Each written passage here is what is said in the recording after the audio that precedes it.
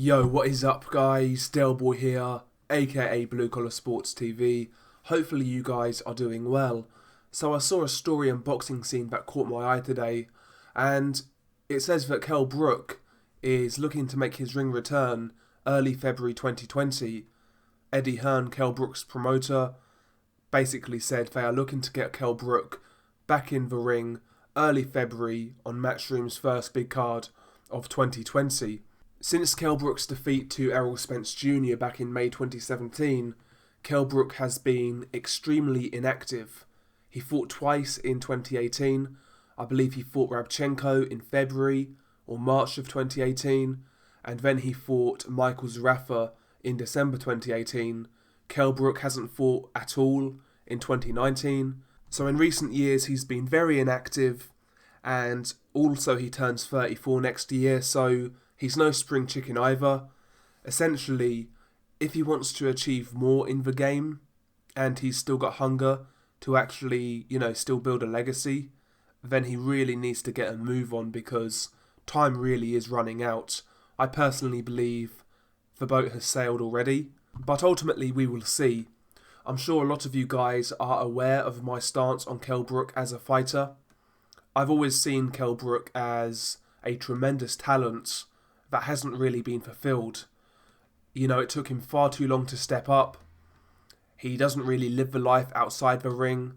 He's picked up numerous injuries, and overall, I really don't believe he's made the most of his talent. Not to say he's not had a good career. Obviously, he's been a world champion.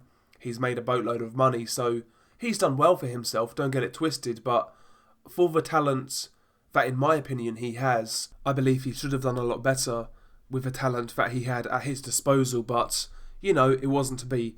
Like I said, poor management, poor discipline outside the ring, bad matchmaking at times, not taking certain fights, and also holding out way too long for that Amir Khan fight. That's another aspect of Kell Brook's career that's kind of held him back, He held out for that Amir Khan fight, he was fixated on that fight, and in the meantime, he really wasn't doing anything.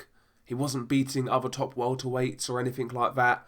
He was content to fight mediocre opposition while he was waiting, and as a result, he's missed out on getting other names on his resume. I mean, over the last 5-6 years or so, there's been some great fights Kell Brook could have had, the likes of Danny Garcia, Jesse Vargas.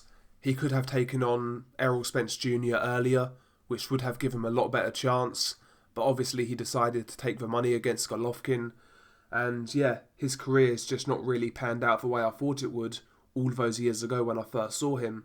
Like I say, I truly believe in Kell Brook's talent, he just doesn't have the ability to apply it, and I don't think, building a legacy is all that important, so I've got to be honest, this return, I'm really not expecting much. I don't think Kell Brook is going to have a change of heart and take, risky fights for maybe not as much reward. I just believe he's going to follow the blueprint he's followed his entire career, just chasing paydays, chasing one more big payday to cash out on. I think that's the MO for Kell Brook, to be quite honest. Like I say, I don't think he's interested in building himself back up and getting a title shot against a young, hungry champion. I think Kell Brook will return to the ring, have a tune-up, and he'll start looking for big paydays again, against the likes of Amir Khan and people like that. So I like Kell Brook, I like his style, I always have. I hope I'm wrong. Hopefully Kell Brook has had a change of heart and he's just willing to fight anybody to get some names on the resume, but I really can't see that being the case. And another thing, what weight is Kell Brook going to campaign at? I mean, in recent months I've heard a lot of noise that Kell Brook will go back down to welterweight.